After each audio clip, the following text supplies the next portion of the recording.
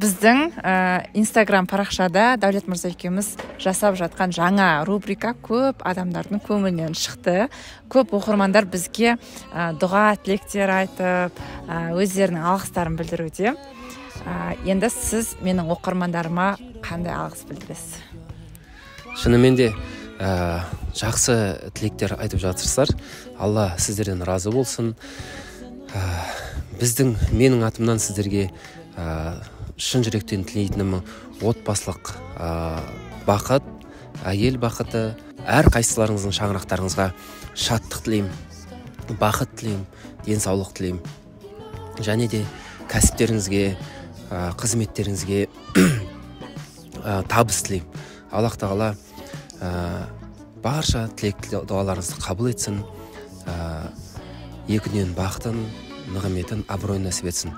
Егер де әйел адам білімді болса, сауатты болса, ол барша ұлттың сауаттылығына, білімділігіне алып келеді. Сондықтан тоқтамаңыздар, білім алыңыздар, дамыңыздар.